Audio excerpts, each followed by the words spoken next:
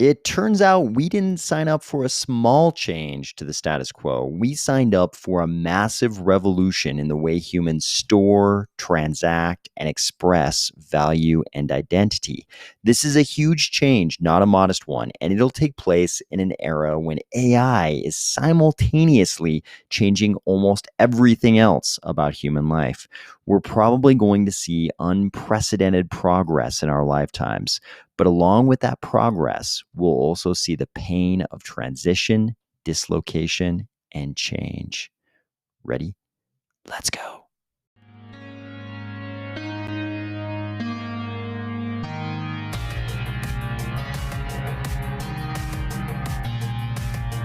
Today, we are going to discuss this new era of transition, change, progress, and pain, the FDIC and its surprising meeting back in November, why we really need to primary some members of Congress, Hydra on Mainnet, and the advantages of Cardano native tokens.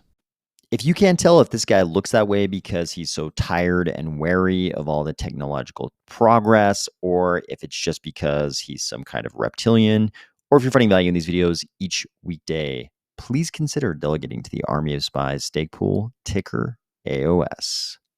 We are really in one of those periods of immense technological change. This is like that transition from all human labor to the Industrial Revolution, from horses to cars, from typewriters to computers. This is one of those big periods of change where we make a lot of technological progress. The problem with these huge leaps in technological progress is they also result in a certain amount of transition and all the dislocation and pain that goes along with that. Crypto and Cardano in particular are out to change everything about money and identity, how we transact those things, how we express those things, how we store those things, how we secure those things.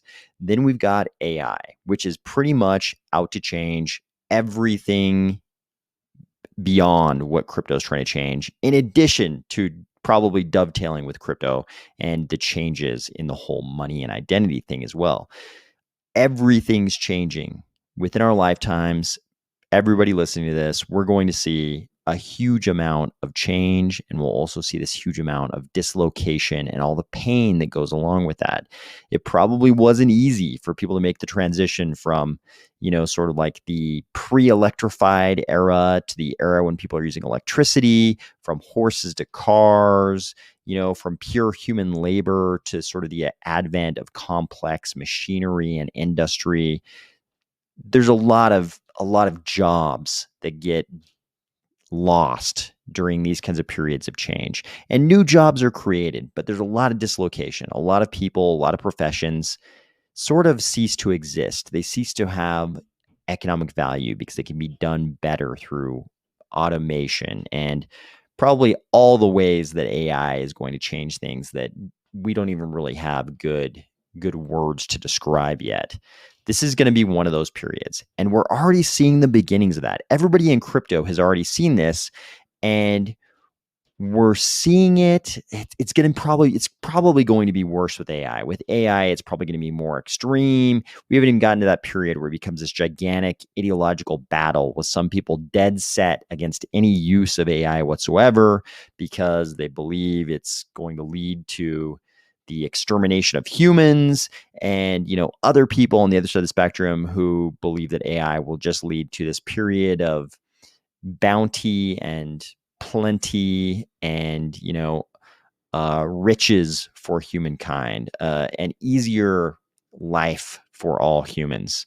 I think we're gonna have people on both sides of that spectrum. It's gonna be a pretty big divisive political issue, I think. It's already obvious to me which side is going to win that because AI is sort of already out into the wild. And I don't think at this point anyone can really even contain it. There's too much open source AI out there already. The genie is out of the bottle. So I think we all know which way this is going to go. I think it's still going to be a hugely divisive issue. And crypto is sort of almost just a precursor to the craziness is going to come from the AI thing, but we're already seeing this a lot in crypto. Here's a great example. Bitcoin conference, new speaker announcement. We are thrilled to have U.S. presidential candidate Robert F. Kennedy Jr. speak at Bitcoin 2023 in Miami. If you understand crypto, you look at this and you're like, this is great. The sort of latest political entrant from one of the most famous political families in the history of the United States is embracing crypto. He seems to understand crypto. He understands the problems with the legacy systems. This is fantastic. But again, on the other side of the spectrum, we have people like this. Congressman Brad Sherman, who says this: 60 years ago, the late, great Robert F. Kennedy, RFK, went after tax evaders as U.S. Attorney General. Today, his son is slated to speak at a conference for tax evaders. He's saying that if you're a Bitcoiner, you're a tax evader. This is a pretty extreme rejection of anything crypto.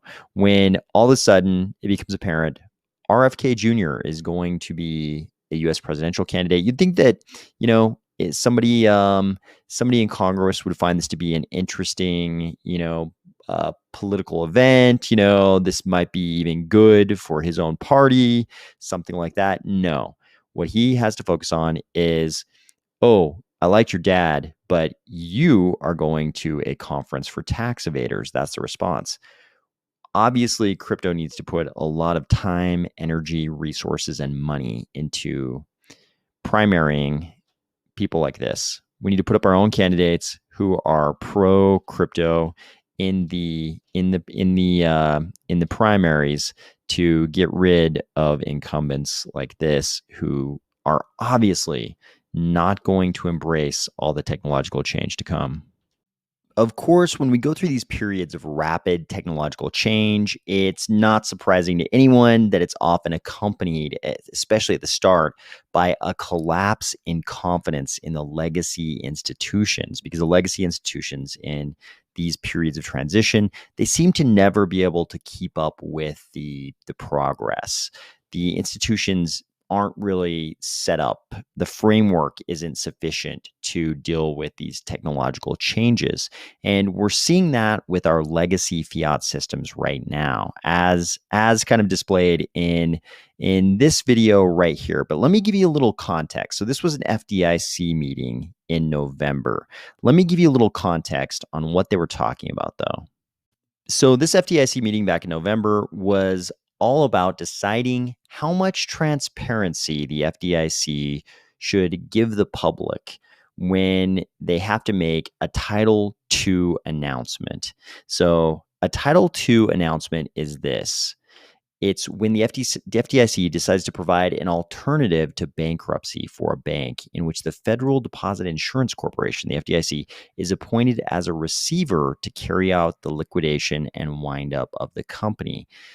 We've seen the FDIC lately sort of taking these insolvent banks and handing them to gigantic national banks, international banks like JP Morgan. So, and this, we've talked about this a lot on the channel, how this is resulting in greater concentration in the banking sector in the US, and it's probably not a good thing, but it's sort of happening anyways. A lot of people are raising the red flag over this, but this is what's happening. So this was the meeting where they were deciding, hey, where they knew, hey, we're going to have to do this. We're going to have to take over these banks and do something with them. We need to decide now, back in November, how much transparency we're going to provide to the public, how much we're going to tell them about what's actually going on. And it's hilarious. Just prior to the clip, so if you watch the whole video, the whole meeting is available down in the notes in the description box. You'll find a link to the text version of the Cardano Room Rundown for today, and it'll have a link to the actual video of the whole meeting. But if you watch the whole meeting, and it's a very long video, but if you watch, say the 10 minutes prior to the clip that we're about to discuss, you'll see that the speaker just before, here's the level of planning. The speaker just before this, the bit we're going to look at, she even mentioned that ideally these Title I and Title II announcements would go down on a Friday night. She kind of like nonchalantly mentioned that. And of course, we kind of know this is what happens. They try to, when it's bad news, when a bank is failing, which is, bad news, When a bank is failing, they try to announce that kind of news, like on a Friday night. They want things to go down over the weekend so that it's out of the news cycle. They don't want it to happen when it's really easy for the mainstream media to put that in front of all their viewers. They want it to happen, over the weekend, kind of, so that by the time Monday rolls around and everybody's looking at the news again, it's already old news. It was already news that was delivered back on Friday night, and now it's already, a couple of days old. That's the level of planning that goes into this.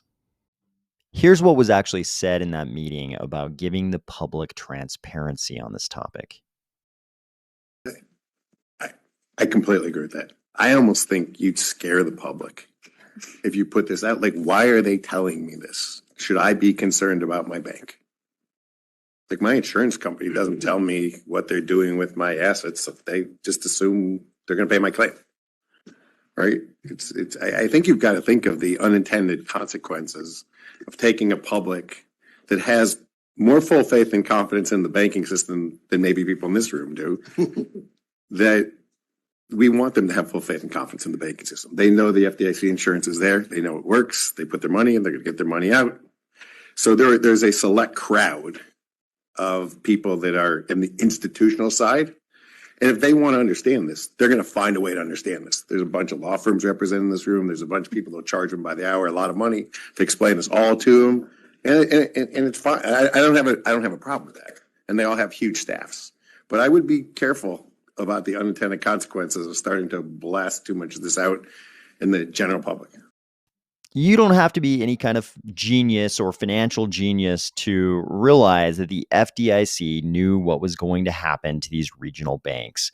We've talked about it before on this channel, but I think it was already obvious to them that these regional banks were holding these assets. And if the Fed continued on its course of raising rates, all those banks were going to be upside down in those assets, and they were going to be insolvent. They were going to be technically insolvent on a mark-to-market basis.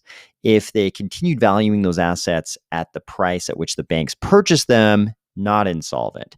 But if they marked those assets to market and priced them at their current value in the open market, they would be insolvent. The FDIC already knew this, obviously, back in November. And here in this meeting, if you watch the video, the whole meeting, everybody's super tense and nervous and very grave and somber. You can tell they know what's about to happen. And they tell you right here in this meeting, we all know about it now because Balaji pointed it out, but they're making it public in the public video of the meeting here that they believe certain sort of inside players in the financial system should be given transparency into all these things. But the general public, because they have more faith in the banking system than the people in the FDIC, he says it right here, they should probably not give them full transparency. In his words, they shouldn't blast this out to the public because they want the public to have full faith in the banking system.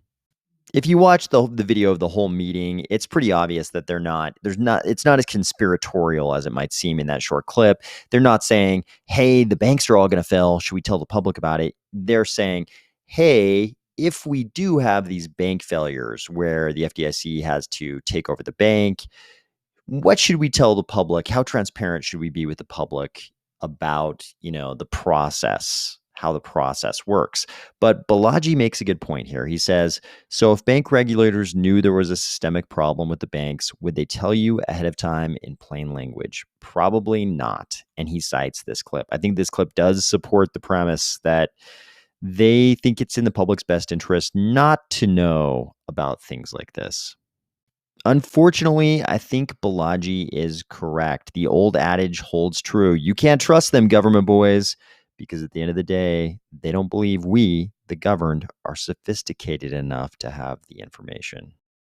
Unfortunately, it looks like that lack of transparency didn't help prop up the Western Alliance price today. So it looks like Western Alliance is sort of next on death row here, with the price falling 53% at one point today after news broke that they were exploring a sell. And look at these red candles all the way down.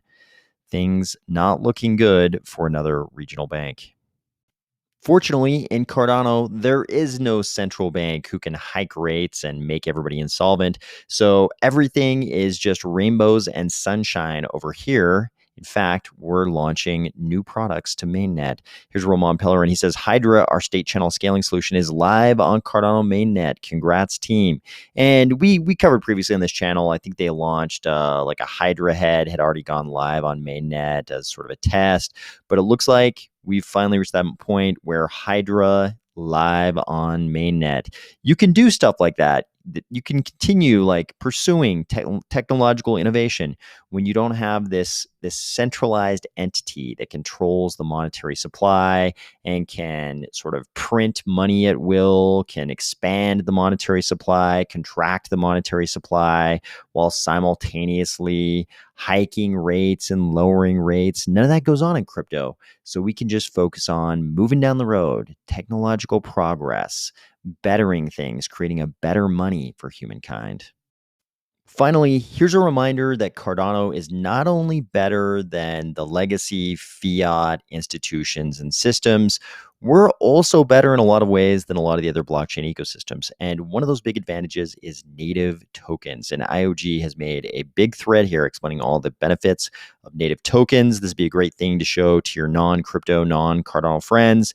We're explaining the advantages of Cardano. So IOG has a big thread explaining all these, but the list includes greater efficiency, security, accessibility, interoperability, programmability, multi-asset functionality, and ecosystem growth. And they've got sections on each of those. I won't go through them all right now because we've talked about these things before on the channel, but this would be a great thread to show people who aren't yet in Cardano. I hope you had a great week. I hope you're getting ready for a great spring weekend if you're in the Northern Hemisphere, a nice autumn weekend if you're in the Southern Hemisphere, but a great weekend in any case. And I'll talk to you soon.